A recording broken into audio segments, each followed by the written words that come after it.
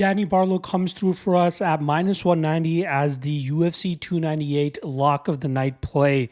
It was pretty much smooth sailing from jump in that matchup as he was able to win the first 2 rounds on the judges' scorecards and then put a stamp on it with a third round knockout victory. Very happy for that obvious result, but also curious to see what he does moving forward as he continues through his UFC career. Now, the KSW lock of the night play did fall flat on its face, which is very frustrating considering the fact that we swept the rest of the card.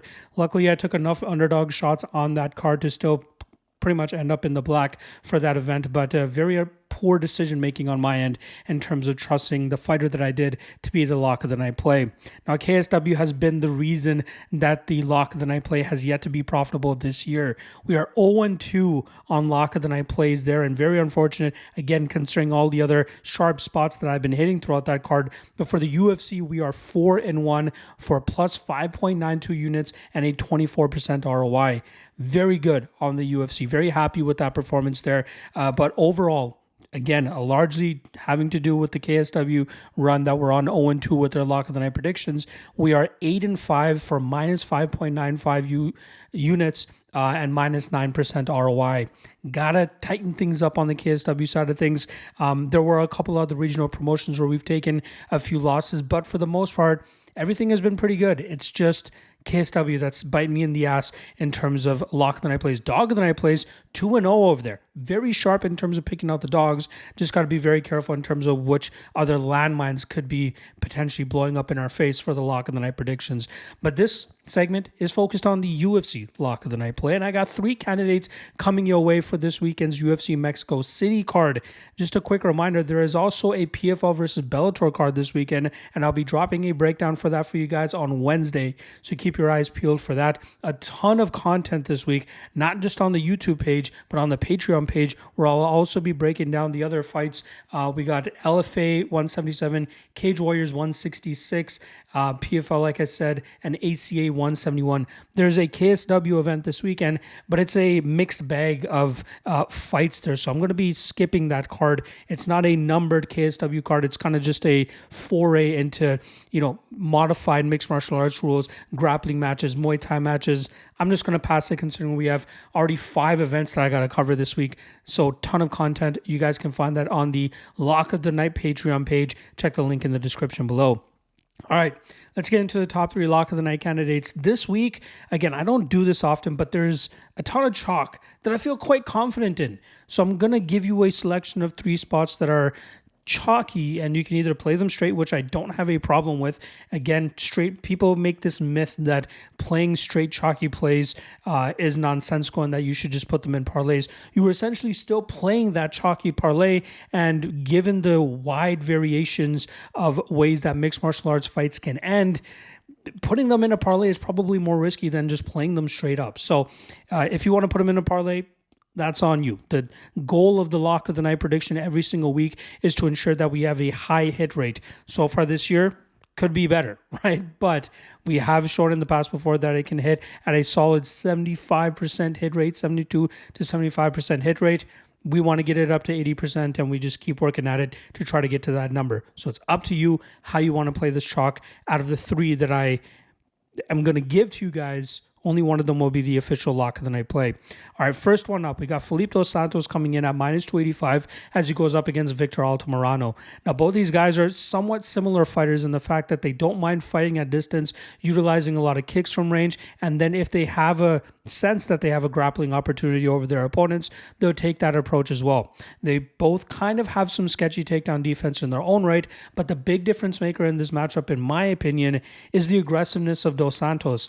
Altamirano has been a little bit lackadaisical in some of his approaches, and I believe that's going to be a problem for him against a guy that just commands the pace and respect like a guy like Dos Santos.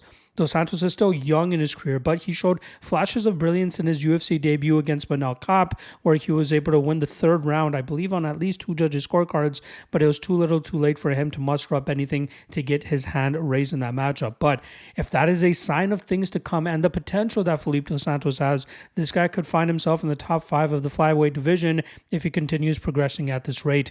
I believe this is a great stylistic matchup for him to go out there and command this fight. The pace of it, the range of it, and who does what, pretty much. I think it's going to be Dos Santos who leads the dance here and gets his hand raised on the scorecards. The second lock of the night candidate I have for you guys is Daniel Zellhuber, who comes in at minus 270.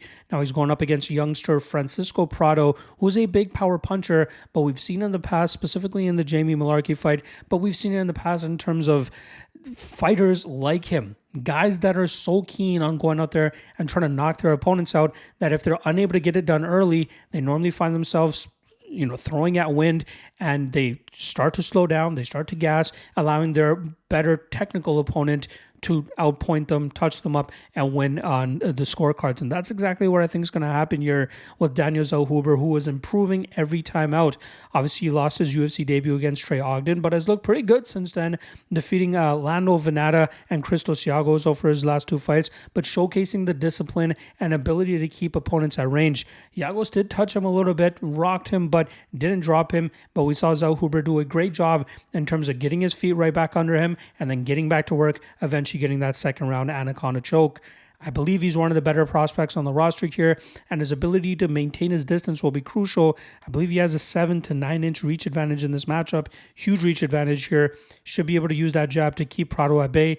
Hopefully stay safe enough for the first couple minutes here, and then he can start to take over in the second and third rounds and likely win this fight on the scorecards. But at minus 270, again, you'll be biting your nails with the type of power that Prado is going to be throwing with early. But I think that this looks like minus 400, minus 500 if this starts leaking into the second and third rounds. Zellhuber is the second lock of the night candidate. The third and final lock of the night candidate is going to come in the main event, with Brandon Moreno coming in at minus 250 as he takes on Brandon Royval for the second time. Now, if you guys remember when these guys first threw down back in November of 2020, Moreno used a grapple-heavy approach, and he had some decent success with it. Royval was able to work back to his feet a few times, but it was obvious that Moreno wanted to continuously take this fight to the ground, where most opponents have had past success against Brandon Royval. We just saw Alexandre Pantoja utilize a grapple-heavy approach to control Royval in certain positions, and that was the way he was able to get his hand raised. Obviously, the ending of the Royval-Moreno 1 fight was due to an injury, so there is a little bit of unfinished business there that I'm happy that they're trying to figure out this weekend. But I think that Moreno has all the chops here. I think he's the better technical striker. I think he's the better grappler. I think he's the better BJJ specialist. It's the chaotic nature and aggressive style of Royval that makes him so successful against the rest of the division. But you see, once he starts fighting the top 3, top 4 guys in the division, it's hard for him to be successful with that chaotic style. And I expect that to be the issue here for him this weekend as he takes on Moreno. I love Moreno at minus 250. I wouldn't be surprised if we see the line start to climb a little bit more come fight time, but I love him as the third lock of the night candidate spot. Which one did I end up going with? Make sure you guys check out the Lock of the Night Patreon page. Link for that is in the description below. And I will see you guys tomorrow, once again, like I said, for the PFL versus Bellator full card breakdown, as well as the top 3 dog of the night candidates. See you guys then. Peace.